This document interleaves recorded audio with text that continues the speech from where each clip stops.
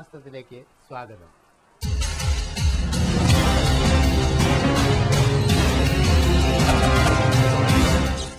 വിദ്യാദേവിയായ ശ്രീ സരസ്വതി ദേവിയുടെ മഹോത്സവമായ നവരാത്രി നാളുകളാണല്ലോ കടന്നുപോയിക്കൊണ്ടിരിക്കുന്നത്. നവരാത്രിയെപ്പറ്റി വിശദമായി വിശകലനം ചെയ്യാൻ നമ്മുടെ ജ്യോത്സ്യർ കൈതപ്രം താഴത്ത് നീലമന ഇല്ലത്ത് ബ്രഹ്മശ്രീ നാരായണൻ നമ്പൂതിരി ഇവിടെ വന്നിട്ടുണ്ട്. അദ്ദേഹത്തിന് സ്വാഗതം. നമസ്കാരം. ജ്യോത്സ്യരെ, നവരാത്രിയുടെ ധന്യ ദിവസങ്ങളാണല്ലോ ഇപ്പൊ നടന്നുകൊണ്ടിരിക്കുന്നത്. അപ്പൊ ഈ നവരാത്രി എന്ന് പറയുമ്പോൾ അത് ശ്രീ സരസ്വതി ദേവിക്ക് പ്രാധാന്യമുള്ള സരസ്വതി ദേവിയുടെ ഒരു മഹോത്സവമാണ് നവരാത്രി. ഈ നവരാത്രിയില് ദുർഗാഷ്ടമി, മഹാനവമി, വിജയദശമി എന്ന രീതിയിൽ എല്ലാ ദേവിമാരിൽ മൊത്തമായിട്ടും പ്രാധാന്യം കൽപ്പിക്കപ്പെടുന്ന വളരെ പ്രധാനപ്പെട്ട ഒരു ഉത്സവമാണ്. യഥാർത്ഥത്തിൽ ഈ നവരാത്രിയുടെ പിന്നിലുള്ള ഈ ചരിത്രപരമായ പൗരാണിക യാഥാർത്ഥ്യം എന്താണെന്നൊന്ന് പറയാം. നമ്മുടെ നവരാത്രി കാലം വളരെ വിശേഷപ്പെട്ടൊരു സമയമാണ്. അതുമാത്രമല്ല, അത് വിദ്യാർത്ഥികൾക്കും കുറേ കൂടുതൽ സമയം വിദ്യാരംഭം, അതുപോലെ തന്നെ പഠിക്കുന്ന കുട്ടികൾക്കായി കഴിഞ്ഞാൽ പുസ്തകം പൂജിക്കുക എന്നുള്ളത് ഇതിൻ്റെ ഒരു പിന്നിലുള്ളൊരു ഇതെന്ന് പറഞ്ഞാൽ സാധാരണ തമിഴ് ബ്രാഹ്മണരുടെ സമ്പ്രദായത്തിലാണ് ഇത് കുറേ കൂടുതൽ ഈ സരസ്വതി പൂജയ്ക്ക് കുറേ കൂടുതൽ പ്രാധാന്യം കുറേ കൂടുതലായിട്ട് കാണുന്നത്. അതായത് അത് അവതാരങ്ങൾ 10 അവതാരങ്ങളെയും ബൊമ്മക്കൊലി വെച്ച് എല്ലാ ദിവസവും സരസ്വതി ദേവിയെ ആരാധിച്ച് പൂജിച്ച് അവരുടെ സംഗീത സദസ്സൊക്കെ വെച്ച് കുറേ കൂടുതൽ ആചരിക്കുന്നത് കുറേ കൂടുതൽ തമിഴ് ബ്രാഹ്മണരുടെ ഇടയിലാണ്. എന്നെല്ലാം കൂടിയും ഇതിൻ്റെ ഒരു ഉള്ളടക്കമെന്ന് പറഞ്ഞാൽ ആദ്യത്തെ 3 ദിവസം ദുർഗയായിട്ടും പിന്നീടുള്ള 3 ദിവസം ലക്ഷ്മിയായിട്ടും അവസാനത്തെ 3 ദിവസം സരസ്വതിയായിട്ടും ആണ് സാധാരണ പൂജിക്കുന്നത്. അപ്പോൾ ആ അവസാനത്തെ 3 ദിവസം അവസാനത്തെ 3 ദിവസം എന്ന് പറഞ്ഞാൽ അത് ദുർഗാഷ്ടമിയുടെ അന്ന് വൈകുന്നേരം ഗ്രന്ഥങ്ങളും ആയുധങ്ങളൊക്കെ വെച്ച് പൂജിച്ച് മഹാനവമിയുടെ അന്ന് 3 കാല പൂജ കഴിഞ്ഞ് പിറ്റേ ദിവസം വിജയദശമിയുടെ അന്ന് രാവിലെ വിദ്യാരംഭം കുറിക്കുന്ന ഒരു സമ്പ്രദായമാണ് ഇതുവരെ കേരളത്തിൽ ആചരിച്ചു പോകുന്നു. ആചാരം വളരെ ഗുണകരമാണ്. വളരെ വിശേഷപ്പെട്ടൊരു സമയമാണ്. വിദ്യാർത്ഥികൾക്കായാലും എല്ലാവർക്കായാലും നവരാത്രി കാലങ്ങളിൽ കുറേ കൂടുതൽ സരസ്വതി ക്ഷേത്രങ്ങളിൽ പോവുക, ദേവീക്ഷേത്രങ്ങളിൽ പോവുക, വിദ്യാസൂക്ത അർച്ചനകൾ ചെയ്യുക, വിദ്യാരംഭം പൂജിക്കുക. അതുപോലെ തന്നെ വിദ്യാരംഭം പൂജിക്കുന്ന സമയത്ത് തന്നെ വളരെ ശ്രദ്ധിക്കേണ്ട ഒരു കാര്യം എന്ന് പറഞ്ഞാൽ ദുർഗാഷ്ടമിയുടെ അന്ന് പൂജ വെച്ച് കഴിഞ്ഞാൽ സാധാരണ നമ്മുടെ പഴയ കാലഘട്ടത്തിലൊക്കെ കേട്ടിട്ടുള്ളത് അന്ന് പൂജ വെച്ച് കഴിഞ്ഞാൽ പിറ്റേ ദിവസം നമ്മൾ ബുക്കുകളോ പുസ്തകങ്ങളോ ഒന്നും വായിക്കാൻ പാടില്ല. ആ വായിച്ചു കഴിഞ്ഞാൽ നമുക്ക് പിന്നീടുള്ള പഠിത്തത്തിന് മന്ദഗതി ഉണ്ടാവുമെന്നാണ് നമ്മുടെ ചരിത്രത്തിൽ പൂർവികന്മാർ, നമ്മുടെ ആചാര്യന്മാരൊക്കെ നമ്മുടെ തലമുറകളായിട്ട് കേട്ടു വന്നിരുന്നത്. അപ്പോൾ അങ്ങനെ അത് ചെയ്യാൻ പാടില്ല. പിറ്റേത്തെ ദിവസം വിജയദശമിയുടെ അന്ന് രാവിലെ വിദ്യാരംഭം കുറിക്കാൻ കൊച്ചുകുട്ടികൾക്ക് ആദ്യത്തെ പ്രാവശ്യം വിദ്യാരംഭം കുറിക്കും. ആദ്യം തന്നെ നാക്കിൽ സ്വർണത്തിൻ്റെ ഇതുകൊണ്ട് അദ്യാക്ഷരങ്ങൾ കുറിച്ച് പിന്നീട് രണ്ടാമത് മൂതര വിരലുകൊണ്ട് കല്ലിൽ എഴുതിക്കുന്ന സമ്പ്രദായമാണ് സാധാരണ കണ്ടുവരുന്നതും ചെയ്തു വരുന്നതും. വളരെ ഭക്തി പുരസ്സരം നമ്മളെല്ലാ പുണ്യ ചടങ്ങുകളിലും പങ്കെടുത്ത് ധാരാളം പൂജകളൊക്കെ നടക്കുമല്ലോ സരസ്വതി ദേവിക്ക്. ഇങ്ങനെയുള്ള കാര്യങ്ങളൊക്കെ ചെയ്തു വന്നാൽ സരസ്വതി ദേവി എന്ന് പറഞ്ഞാൽ വാണിയാണ്, അല്ലെ? വാണീശ്വരിയാണ്, വാഗീശ്വരിയാണ് സരസ്വതി ദേവി. അപ്പൊ സരസ്വതി ദേവിയെ നമ്മൾ പൂജിച്ചാൽ നമുക്ക് ധാരാളം വിദ്യ ഉണ്ടാവും. അതേപോലെ ലക്ഷ്മി പൂജ നടത്തുന്ന സമയത്ത് നമുക്ക് ധനം ലഭിക്കും. ദുർഗാ പൂജയിൽ നമുക്ക് ശക്തി ലഭിക്കും, ആത്മശക്തി ലഭിക്കും. ഇങ്ങനെയുള്ള കാര്യങ്ങളൊക്കെ പറയുന്നുണ്ടല്ലോ. അപ്പൊ അത് ഈ പറയുന്ന കാര്യങ്ങളെല്ലാം തന്നെ, അതായത് ഇപ്പൊ നമ്മളിപ്പോ ഈ ഇങ്ങനെയുള്ള പൂജകൾ, ഇങ്ങനെയുള്ള ഹോമങ്ങൾക്കെല്ലാം ധാരാളം ധനം ചെലവഴിക്കുന്നുണ്ട്. അപ്പൊ ഈ ധനം എന്ന് പറയുന്നത് യഥാർത്ഥത്തിൽ മനുഷ്യന്റെ കഠിന പരിശ്രമത്തിൽ നിന്ന് ഉണ്ടാവുന്നതാണ് ധനം എന്ന് പറയുന്നത്. അപ്പൊ അത് ഈ കാര്യങ്ങൾക്ക് വേണ്ടി നമ്മൾ ചെലവിടുന്ന സമയത്ത് അത് തീർച്ചയായിട്ടും നമുക്ക് ഫലവത്തായി മാറുന്നു എന്ന് ഒറ്റയ്ക്ക് തോന്നുന്നുണ്ടോ? ഇച്ഛാശക്തി, ക്രിയാശക്തി, ജ്ഞാനശക്തി സ്വരൂപിണീനമാണ്.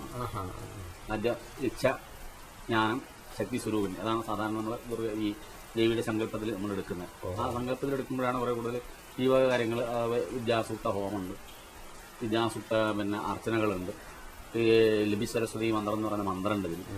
അത് ഈ സമയത്ത് സാധാരണ കുട്ടികൾക്ക് ലിപി സരസ്വതി മന്ത്രം ജപിച്ചിട്ട് സാരസ്വതാരിഷ്ടം, സാരസ്വതകൃതം, നെയ്യ്, അതുപോലെ വിദ്യാസരസ്വതി മന്ത്രം കൊണ്ടുള്ള പുഷ്പാഞ്ജലികൾ അതൊക്കെ ചെയ്യുന്നതൊക്കെ ഈ സമയങ്ങളിൽ കുറേ കൂടെ നല്ലതാണ്. ഈ സമയത്ത് പൂജിച്ചിട്ടുള്ള സാധനങ്ങൾ പിന്നീടുള്ള സമയങ്ങളിൽ നമുക്ക് സേവിക്കുന്നത് കുട്ടികൾക്കൊക്കെ നല്ലതാണ്.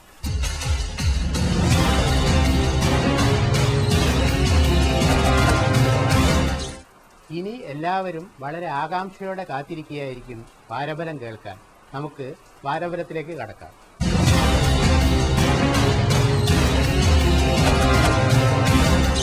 അശ്വതിഭരണി കാർത്തിക കാലം മേടക്കൂറ്. മേടക്കൂറുകാർക്ക് പൊതുവെ കൊള്ളാവുന്നൊരു സമയമാണ്. ആരൂഢാധിപനായിട്ടുള്ള ഗ്രഹം വന്നിട്ട് അഷ്ടമത്തെ കാലത്തിൽ നിൽക്കുന്നു എന്നുള്ളത് കൊണ്ട് ചെറിയ ആരോഗ്യസ്ഥിതിക്ക് കുറച്ച് ശ്രദ്ധിക്കേണ്ട ഒരു സമയമായിട്ട് കാണാം. വ്യാഴൻ 2ാം ഭാവത്തിൽ നിൽക്കുന്നത് കൊണ്ടും ധനകാരകനായിട്ടുള്ള ശുക്രൻ വന്നിട്ട് 5ാം ഭാവത്തിൽ നിൽക്കുന്നത് കൊണ്ടും നമുക്ക് ധനപരമായിട്ടുള്ള ബുദ്ധിമുട്ടുകൾ ഇല്ലാതെ കണ്ടിരിക്കാനും അതുപോലെ തന്നെ ഈശ്വരാധീന കാര്യങ്ങൾക്ക് കുറേ കൂടുതൽ ദൈവാനുഗ്രഹമുള്ളത് കൊണ്ട് കാര്യങ്ങളൊക്കെ നടന്നു കിട്ടാനും പൊതുവെ അനുകൂലമായിട്ടുള്ളൊരു സമയമായിട്ട് പറയാം. അതേപോലെ തന്നെ 7ാം ഭാവത്തിൽ നിൽക്കുന്ന ബുധനെ കൊണ്ട് നല്ല വിദ്യാഭ്യാസങ്ങൾ, വിദ്യാഭ്യാസപരമായിട്ട് പുരോഗതികൾ, അതുപോലെ തന്നെ 6ാം ഭാവാധിപനായിട്ടുള്ളതായ ബുധനാണ് 7ൽ പോയി നിൽക്കുന്നത്. വിവാഹത്തിന് തടസ്സങ്ങൾ നിന്നിട്ടുണ്ടെങ്കിൽ ആ തടസ്സങ്ങളൊക്കെ മാറി വിവാഹാദി കാര്യങ്ങൾ നടക്കാനുള്ള യോഗം പറയാം. അപ്പോൾ അങ്ങനെ പൊതുവെ ഗുണകരമായിട്ടുള്ള സമയമാണ്. എന്നാൽ അഷ്ടമത്തിൽ നിൽക്കുന്ന കുജനെ കൊണ്ടും രാഹുവിനെ കൊണ്ടും ശാരീരികമായിട്ടുള്ള അസ്വാസ്ഥ്യങ്ങൾ ഉള്ളത് കൊണ്ട് മഹാസുദർശന യന്ത്രം ദേഹരക്ഷയായിട്ട് ധരിക്കുന്നതും ശിവക്ഷേത്രത്തിൽ ജലധാര, ക്ഷീരധാര, മഹാമൃത്യുഞ്ജയ പുഷ്പാഞ്ജലി എന്നിവ നടത്തുന്നതും ഈ വാരം പൊതുവെ അശ്വതി ഭരണി കാർത്തികക്കാലുകാർക്ക് പൊതുവെ ചെയ്യുന്നത് നന്നായിരിക്കും. അതുപോലെ തന്നെ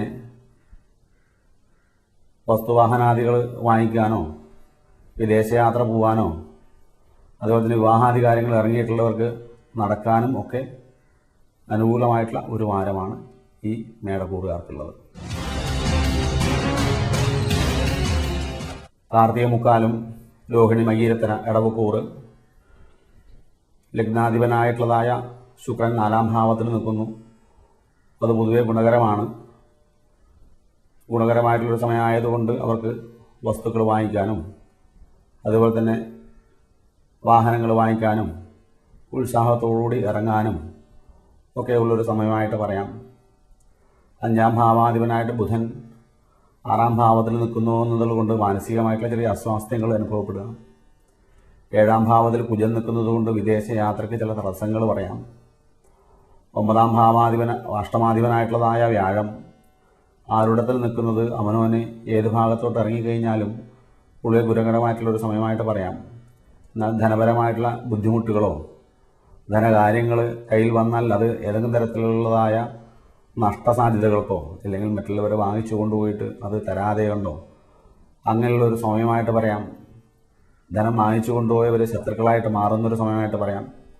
അതുകൊണ്ട് ഈ ഒരു വാരത്തിൽ പൊതുവെ ഈ ഇടവക്കൂറുകാർ മഹാസുദർശന യന്ത്രം ഭവനത്തിൽ വെച്ച് പൂജിക്കുന്നതും അതുപോലെ തന്നെ നെയ്വിളക്ക് എന്നിവ വിഷ്ണുക്ഷേത്രത്തിൽ കൊടുക്കുന്നതും അതുപോലെ സുബ്രഹ്മണ്യന് ഏകദേശം ഭസ്മാഭിഷേകം അങ്ങനെയുള്ള കാര്യങ്ങളൊക്കെ ചെയ്യുന്നതും പൊതുവെ ചെയ്യുന്നത് നല്ലതാണ് ഇടവക്കൂറുകാർ. മകീരത്തര തിരുവാതിര പുണർത്തത്തിൽ മുക്കാലം മിഥുനക്കൂറുകാർക്ക് ആരൂഢാധിപനായിട്ടുള്ളതായ ബുധൻ 5ാം ഭാവത്തിൽ നിൽക്കുന്നു. അത് ഗുണകരമാണ്. മനസ്സിന് പൊതുവെ സുഖങ്ങളുണ്ടാവാം.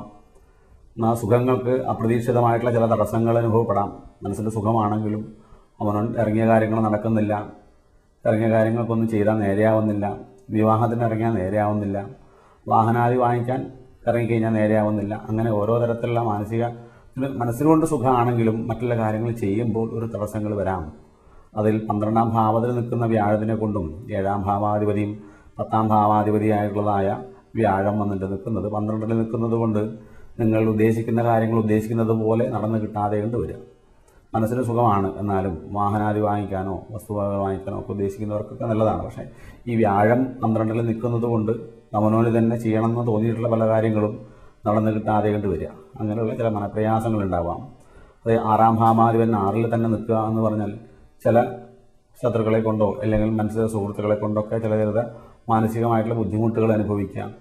അങ്ങനെയുള്ള മനപ്രയാസങ്ങൾ വരിക എന്നുള്ളതൊക്കെ പറയാം. അതുകൊണ്ട് വിഷ്ണുവിന് പൊതുവെ കൽപ്പായസം നടത്തുന്നതും നെയ്വിളക്ക് നടത്തുന്നതും മഹാസുദർശന മന്ത്രം കൊണ്ടുള്ള പുഷ്പാഞ്ജലികൾ ചെയ്യുന്നതും ഒക്കെ ഈ വാരം നന്നായിരിക്കും. അതേപോലെ തന്നെ ദേവീക്ഷേത്രത്തിൽ രക്തപുഷ്പാഞ്ജലി എന്നിവ ചെയ്യുന്നതും കുറേ ഗുണകരമാണ്.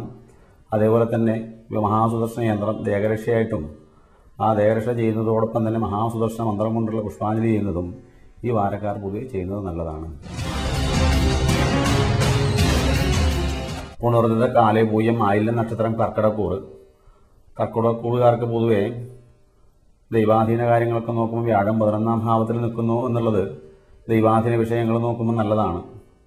4ാം ഭാവത്തിൽ ബുധൻ നിൽക്കുന്നു, 4ാം ഭാവാധിപതി 2ൽ നിൽക്കുന്നു എന്ന് പറഞ്ഞാൽ ക്രയവിക്രയാദി കാര്യങ്ങൾ നടന്നു കിട്ടാനും ക്രയവിക്രയങ്ങളെ കൊണ്ടുള്ള ധനാഗമനങ്ങൾ ഉണ്ടാവാനും കുടുംബത്തിൽ നിന്നുള്ള ചില സ്വത്തുക്കൾ അതേപോലെ തന്നെ കുടുംബത്തിന് ചില ധനാഗമനങ്ങൾ ഒക്കെ ഉണ്ടാവാനും ഒക്കെ ഉള്ളൊരു സമയമായിട്ട് പറയാം.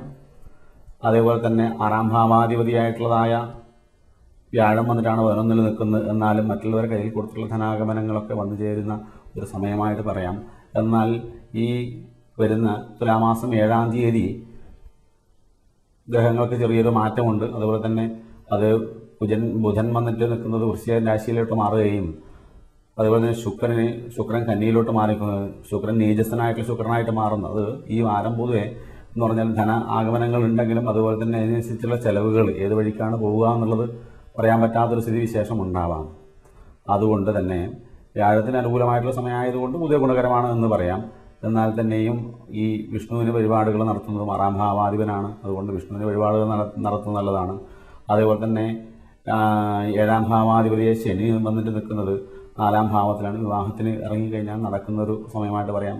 വാഹനാദികൾ വാങ്ങിക്കാൻ പറ്റിയൊരു സമയമായിട്ട് പറയാം. എന്നാൽ കുടുംബത്തിൽ ചില അസ്വാരസ്യങ്ങളുണ്ടാവാം. അഷ്ടമാധിപനായിട്ടുള്ള ശനി വന്നിട്ട് 4ാം ഭാവത്തിൽ നിൽക്കുന്നത് കൊണ്ട് അത് ചില ആരോഗ്യപരമായിട്ടുള്ള ചില പ്രശ്നങ്ങളൊക്കെ നേരിടാം. അതുകൊണ്ട് ശിവന് മൃത്യുഞ്ജയ പുഷ്പാഞ്ജലി, ജലധാര, അതുപോലെ തന്നെ പിന്നെ പറകുവിളക്കിന് എണ്ണ, അത് പൂവളമാല ചാർത്തുന്നത് ഒക്കെ ഈ വാരം പൊതുവെ ചെയ്യുന്നത് നന്നായിരിക്കും.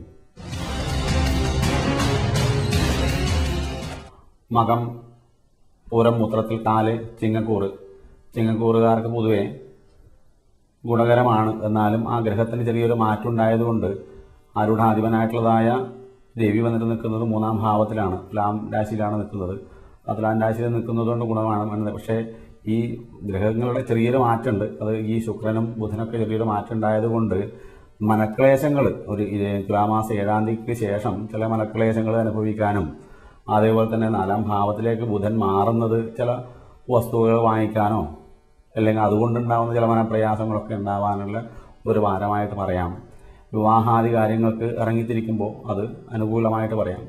വിദേശയാത്ര അങ്ങനെ ഉദ്ദേശിക്കുന്നവർക്ക് കുറേ ഗുണകരമായിട്ട് പറയാം. എന്നാൽ ശുക്രൻ നീചസ്ഥനായതുകൊണ്ട് ചില ധന കാര്യങ്ങൾ ഇടപാടുകളൊക്കെ സൂക്ഷിച്ച് ചെയ്യേണ്ട ഒരു വാരമായിട്ടും ഈ വാരത്തെ പറയാവുന്നതാണ്. അതുകൊണ്ട് ഈ വാരത്തിൽ പൊതുവെ സുബ്രഹ്മണ്യന് പഞ്ചാമൃതാഭിഷേകം, ഭസ്മാഭിഷേകം എന്നിവ ചെയ്യുന്നത് പൊതുവെ പിന്നെ ഗുണകരമായിട്ട് പറയാം.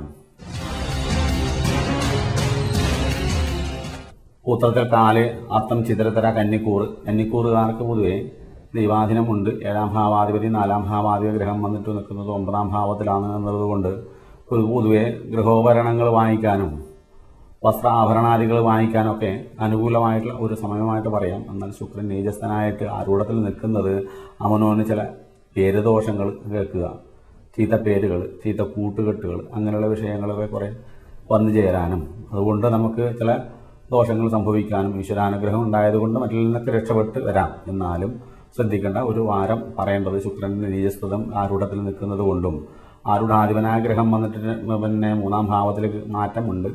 അത് ഒരു 7ാം തീയതിക്ക് ശേഷം, തുലാമാസം 7ാം തീയതിക്ക് ശേഷം ഒരു മാറ്റം ഈ ബുധനും ഈ ശുക്രനും മാറ്റം ഉണ്ടായതുകൊണ്ട് ധനാഗമനങ്ങൾ ചിലത് നിങ്ങൾക്ക് വന്നു ചേരുകയും അത് സുഹൃത്തുക്കൾ വഴി ചില നഷ്ടങ്ങൾ സംഭവിക്കുകയും ചെയ്യാമെന്ന് പറയാം. അതുകൊണ്ട് ധനകാര്യങ്ങൾ കൈകാര്യം ചെയ്യുമ്പോഴും അതുപോലെ തന്നെ കൂട്ടുകെട്ടുകളെ കൊണ്ട് നമുക്ക് കൂട്ടുകെട്ട് നല്ല കൂട്ടുകെട്ടുകളായിട്ട് എടുക്കാനും ആ കൂട്ടുകെട്ട് തിരഞ്ഞെടുക്കുമ്പോൾ വളരെ സൂക്ഷിക്കാനും നമ്മൾ സൂക്ഷിച്ച് കൈകാര്യം ചെയ്യേണ്ട ഒരു വാരമാണ് ഇത്.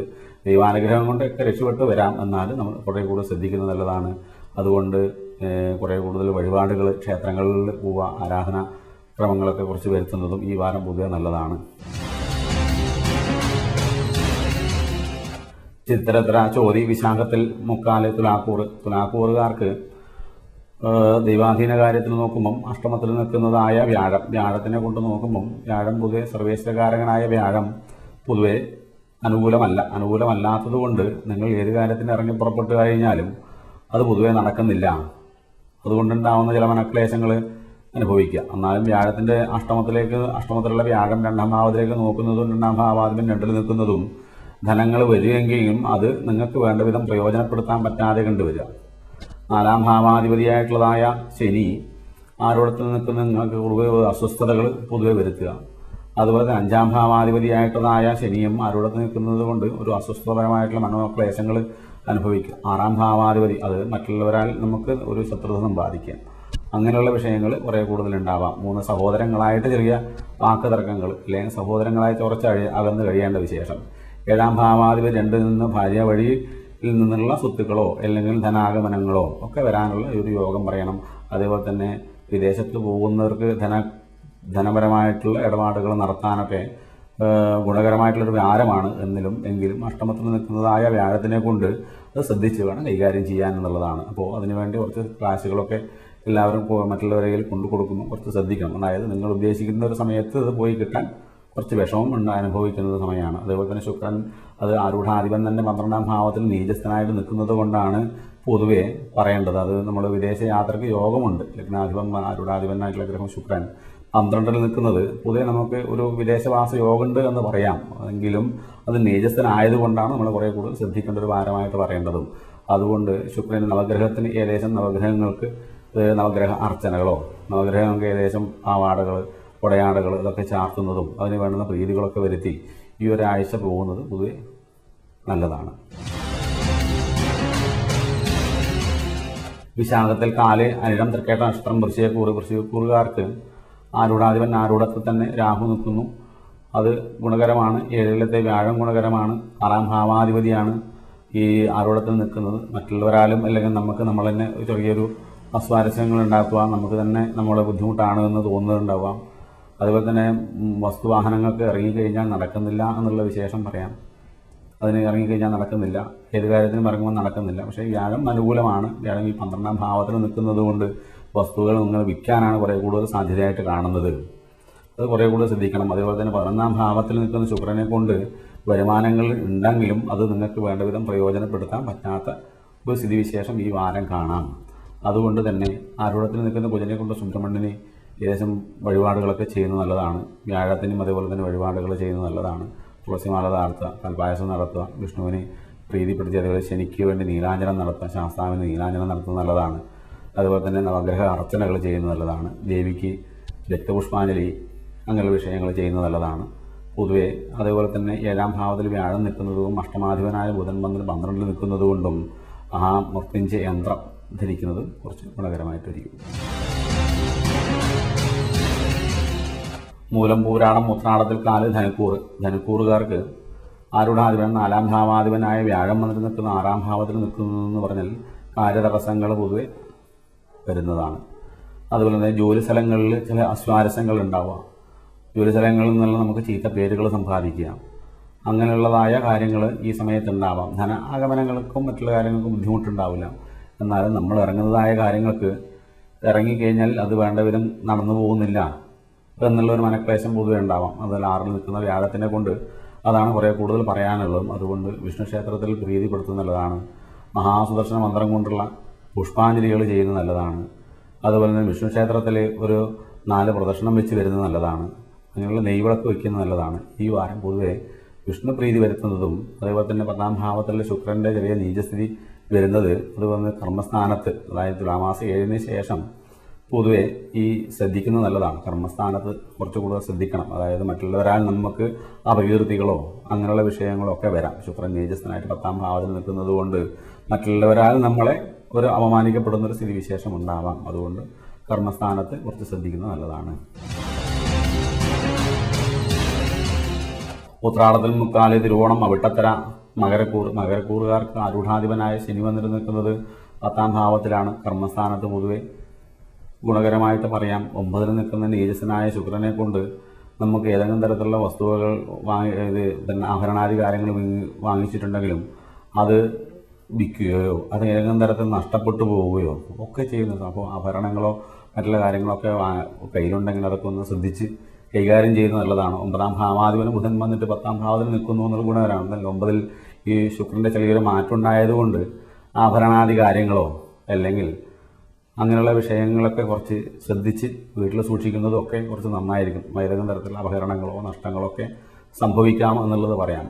അതുപോലെ തന്നെ ശാസ്താവിന് നീരാഞ്ജനം കഴിപ്പിക്കുക, അതൊരു പ്രധാനമായിട്ട് പറയാം. 4 നിൽക്കുന്ന വ്യാഴത്തിനെ കൊണ്ട് ഗുണകരമായിട്ട് 5 നിൽക്കുന്ന വ്യാഴം മനസ്സിന് സുഖം ഉണ്ടാക്കും എങ്കിലും 4-ാം ഭാവാധിപതി ആയിട്ടുള്ളതായ കുജൻ വന്നിട്ട് 11-ാം ഭാവത്തിൽ നിൽക്കുന്നത് കൊണ്ട് അത് നിങ്ങൾക്ക് വസ്തുക്കൾ വാങ്ങിക്കാനും വിൽക്കാനും വാഹനങ്ങൾ വാങ്ങിക്കാനും അതേപോലെ തന്നെ നല്ല യോഗങ്ങളായിട്ട് കാണുന്നു.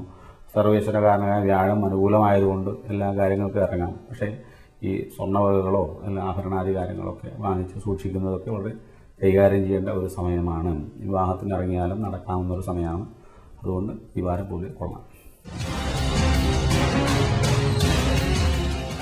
ഔട്ടത്തിൽ അര, ചതയം, പുരുട്ടാതി, മുക്കാൽ, കുംഭക്കൂറുകാർക്കും ആരൂഢാധിപനായ ഗ്രഹം വന്നിട്ട്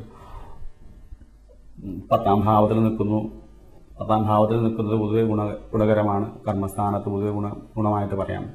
എന്നാൽ അഷ്ടമത്തിൽ ഈ ശുക്രൻ്റെ നീചസ്ഥിതി വരുന്നത് കൊണ്ട് ആരോഗ്യം കുറച്ച് ശ്രദ്ധിക്കണം. ഏതെങ്കിലും തരത്തിലുള്ള ആരോഗ്യപരമായിട്ടുള്ള പ്രശ്നം. അഷ്ടമാധിപൻ വന്നിട്ട് നിൽക്കുന്നത് 9-ലാണെങ്കിലും അഷ്ടമത്തിൽ നിൽക്കുന്ന ശുക്രൻ്റെ നീചസ്ഥിതി വരുന്നത് കൊണ്ട് അത് കുറച്ച് ശ്രദ്ധിക്കുന്നത് നല്ലതാണ്. അതായത് ചിലവർക്ക് സ്ത്രീകൾ മുഖേന ചില അപവാദങ്ങൾ കേൾക്കുക, അല്ലെങ്കിൽ നമുക്ക് ഏതെങ്കിലും തരത്തിലുള്ള ഇപ്പോൾ നമ്മളുടെ ഏതെങ്കിലും തരത്തിൽ കെണികളിലേക്ക് പെടുത്തുക, അങ്ങനെയുള്ള വിഷയങ്ങളൊക്കെ കുറേ കൂടുതൽ നല്ലതാണ്. വിവാഹാദി കാര്യങ്ങൾ ഇറങ്ങുന്നതൊക്കെ പൊതുവെ ഗുണകരമാണ്. വിദേശ യാത്ര പോകാൻ ഉദ്ദേശിക്കുന്നവർക്കൊക്കെ നല്ല സമയമാണ് ഈ വാരം. പുരുട്ടാതി, കാല്, ഉത്രട്ടാതി, രേവതി നക്ഷത്രം, മീനക്കൂറുകാർക്കും പൊതുവെ 4-ാം ഭാവാധിപതിയായിട്ടുള്ളതായ ബുധൻ 11-ാം ഭാവത്തിൽ നിൽക്കുന്നത് അഷ്ടമഭാവത്തിൽ നിൽക്കുന്നത് പൊതുവെ ഗുണകരമല്ല. ഇപ്പോൾ വസ്തുക്കൾ വാങ്ങിക്കാനും വിൽക്കാനും ഉദ്ദേശിക്കുന്നവർക്ക് നടക്കില്ല.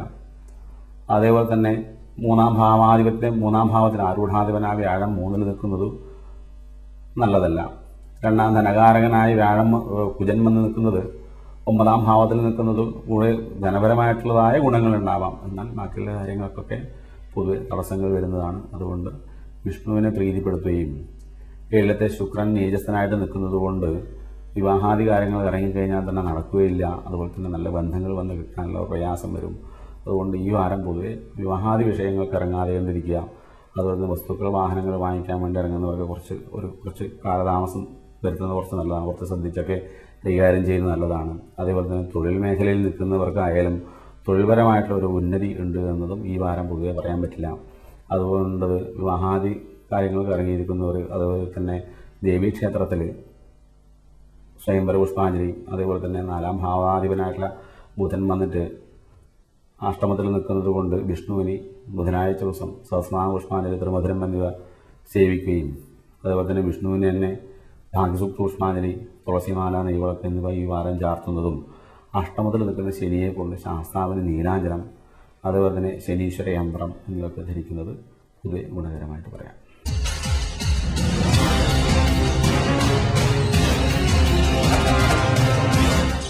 ജ്യോതിഷശാസ്ത്രം ഇവിടെ തീരുന്നില്ല. അടുത്ത ആഴ്ച വീണ്ടും കാണുന്നത് വരെ നന്ദി, നമസ്കാരം.